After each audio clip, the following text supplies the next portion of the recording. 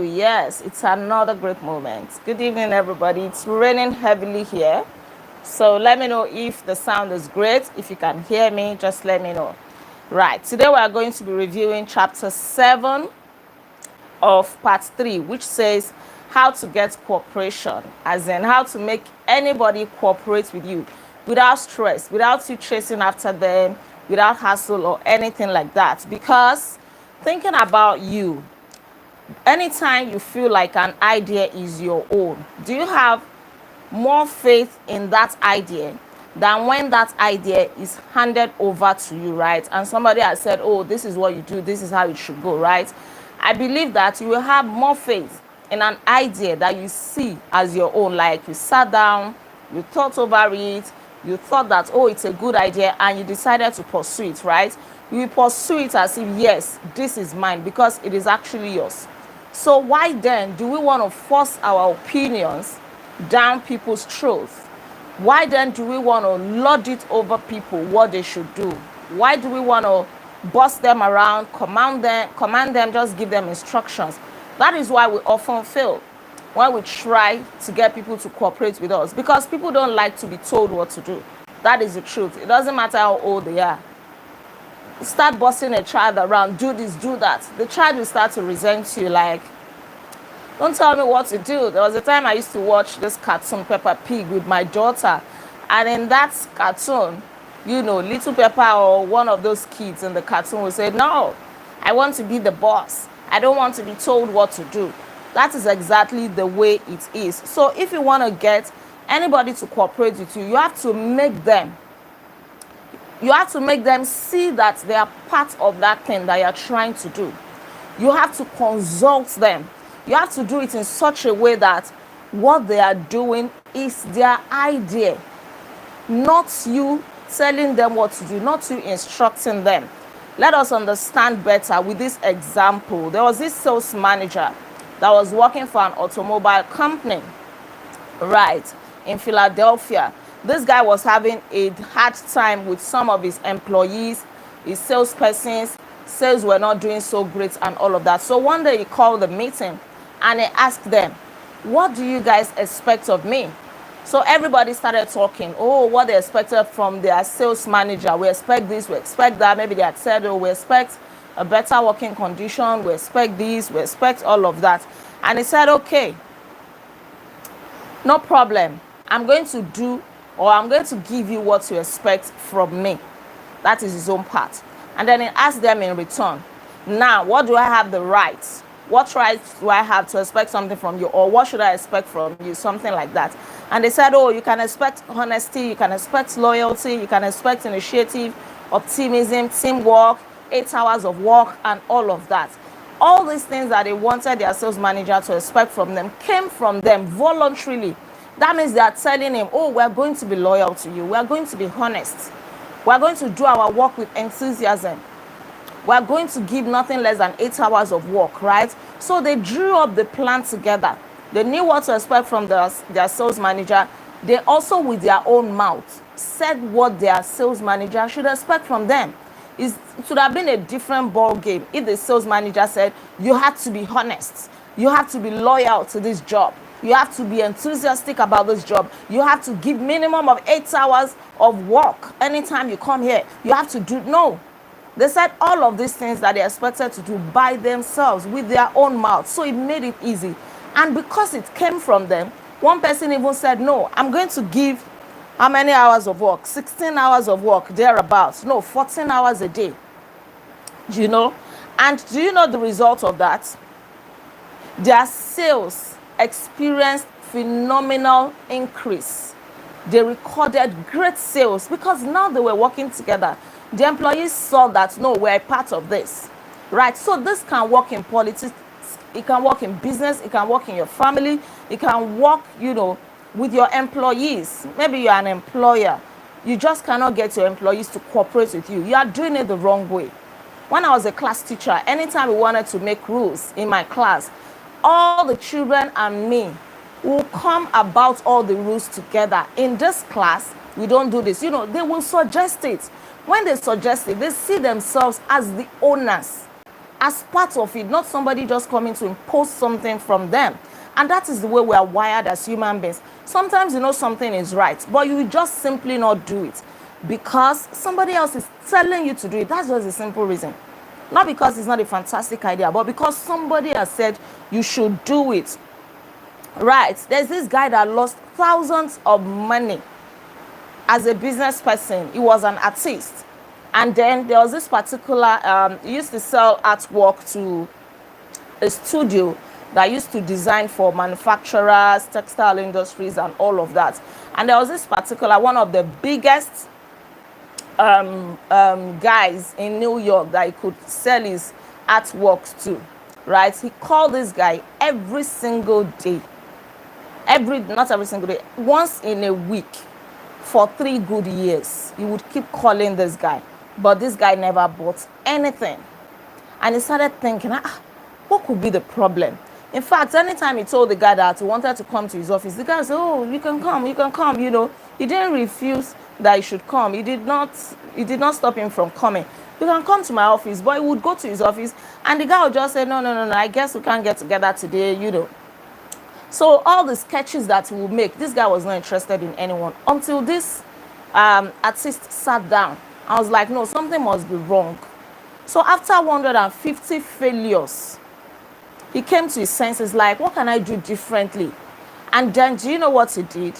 He would do his sketches halfway. He won't finish it. And then he would take it to this guy to say, oh, I'm trying to do this sketch, blah, blah, blah. What do you think that we can do further about it? Or how do you think we can sketch this further to match what we want to do, or to be able to fit into the designs that you will like? So that way, he's making the studio a part of that sketch. He's not doing a complete work and saying, no, buy it. So all the while, he realized that he has been drawing what he liked, not what his clients liked, or prospective clients liked, right? So by bringing the clients on board to say, oh, I've done this sketches halfway, how would you want the design to look eventually? What do you want to contribute to it? And all of that, right? And before he knew it, because the studio or this big guy was involved in finishing the sketches, he started selling. This guy started buying from him. Why? Because he saw himself as part of it, like, oh, he will now see himself like he did his design. Right. The name of this guy is Mr. Wesson. So his clients started see themselves as the ones who did the design. So that way, because they did it the way they wanted it, they automatically bought, and then they started buying from him. Right. That is it. No one likes to feel that he or she is being sold something to. No one likes to feel that somebody is lording it over them. We much prefer to feel that we are buying of our own accord, like it is coming willingly from us. We don't like to be coerced, right? So letting the other person feel that the idea is his or hers not only works in business or politics, but it also works in families. There is this family that wanted to go on a vacation. The father had a different idea of where they should go. The mother had another place in mind. The daughter, who had been doing some history, subjects, had a different idea. But the mother called them together one evening and sold the idea.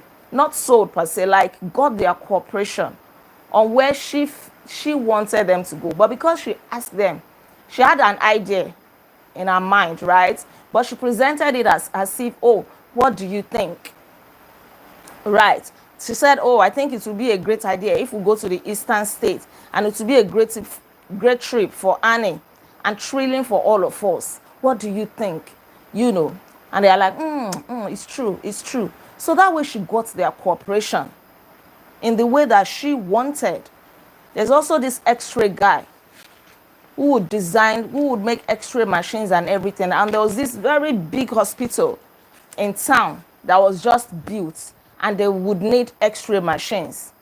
So many X-ray companies, manufacturers are trying to sell to this Dr. L in America. But Dr. L already felt overwhelmed, like he's getting too many quotations from too many X-ray companies and all of that. But one guy out of them, one X-ray manufacturer, decided to use a different approach. He wrote a letter to Dr. L and said, oh, our factory has recently completed a new line of X-ray equipment, and the first shipment of these machines has just arrived at our office. They are not perfect, we know that, and we want to improve them. So we should be deeply obligated to you if you could find time to look them over and give us your ideas about how they can be made more serviceable to your profession. Knowing how occupied you are, I shall be glad to send my car for you at any hour you specify. So Dr. L felt that, no, this is a different approach. Everybody is just coming, trying to sell extra equipment to our hospital. But this guy is saying they want us to be a part of the extra equipment that they are developing, that they are working on. Won't that be a great idea? At least if we go and give them our idea, we'll be able to tell them how we want it, how it to be suitable for our hospital. This guy was actually busy for the entire week, but he canceled a dinner to go to that factory to check out the extra equipment, and then he bought from them, ordered from them, got them installed from this company. So you need to stand out. You need to change your approach. If people are just getting defensive anytime you talk to them, they wouldn't just cooperate with you. No, there is nothing that you say that can get their cooperation. It is because probably they see that you're too bossy, you're trying to sell to them, you're lording it over them, you're shoving it down their throat. No, make them a part of the decision-making process. Make your children a part of the decision-making process in your home. Carry your wife along, carry your husband along. Yes, everybody needs to be heard. Everybody wants to feel like they have a say in whatever is going on. Not that you have cooked your own idea and then you go and give it to them. Take, eat it. They will not eat it, even if they are hungry, right? So let's remember that everyone we come in contact with is just as human as Woodrow Wilson. Woodrow Wilson got the president, no, it's Cornell House. Cornell House got the president, Woodrow Wilson, to listen to him, to take his advice and his opinion, because he used this technique that we have been talking about. It has not always been like that, but before you knew it, the president was not even listening to members of his own cabinet as much as he was listening to Cornell House. And how did Cornell House get the president, Woodrow Wilson? Yes, to be listening to him like that. When he first started his relationship with them, he would just mention an idea in passing, casually. Not like, Mr. President, you have to do this. No, he would just say it casually that maybe this policy would be a good idea, if women are allowed to take 40% space in the house and men 60%. We'll just mention it in passing, like casually, like it's not so important. But then he knows that it has registered in the mind of the president, or his head, at least he has heard it. And so the president will start thinking about it. At first, he may even reject it, like, no, it's not a good idea. But because it was mentioned casually, Cornell House did not try to lord it over him. The president will now go and think about it. He will now develop it, and he will now say it as if it is his own idea. So Cornell House did not have any problem with credit. The president can take the credit as long as we are getting results, as long as things are working, as long as we are moving forward, and it's a good idea. He can have the credit. So the president felt important. We talk so much about making people feel important if you want to get anything from them. He felt important, like, yes, this is my idea, and it's so great, right? And that way, he started depending on Woodrow Wilson. He started banking on him, started, listening to him, cooperating with him. That is what we are talking about, right? So if you're selling something, make your clients, your customers, a part of what you're selling. Nobody even likes to be sold to, come and buy this, come and buy this, come and ask them questions. Oh, how would you like it? Would you prefer it like this? Would you like this design? Oh, what colors?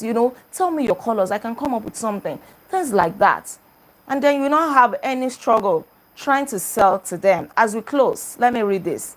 25 centuries ago, Lao Tse is a Chinese sage, said some things that readers of this book might use today.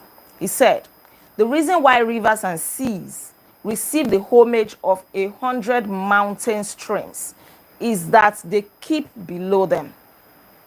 Plus, they are able to reign over all the mountain streams. So the sage wishing to be above men, putted himself below them. Wishing to be before them, putted himself behind them. Thus, though his place be above men, they do not feel his weight. Though his place be before them, they do not count it an injury. What this simply means is that if you want to be above men, you have to do it in such a way that they will think that you are below them. So you are not making it obvious. You are not putting it to their faces. You are not bragging. You are not making yourself superior to them. You may be superior mentally. You may be more intelligent, but don't lord it over them. Humble yourself. Let them see that they are taking ideas from you. You know, you are taking counsel from them. You want to share in their wisdom. You know, and all of that. Even though you are smarter, but give them that hand, give them that room to express themselves, to express their wisdom, their ideas, their intelligence, right? If you want to be above them, keep yourself below them. If you want to be ahead of them, in front of them, keep yourself behind. Let them see that, oh, you are behind that. Oh, you are taking instruction from them. You are taking ideas from them. Meanwhile, you are actually, you know, smarter than them and helping them to dance to your own tune, something like that. I hope I've not confused you with this, right? It just means that humble yourself. Don't brag about it. Don't lord it over anybody. Don't let them see you as the boss. You may be the boss, literally, but consult them. Consult them like, oh, what do you think? Tell us about it. You know, how do you think that we should do it?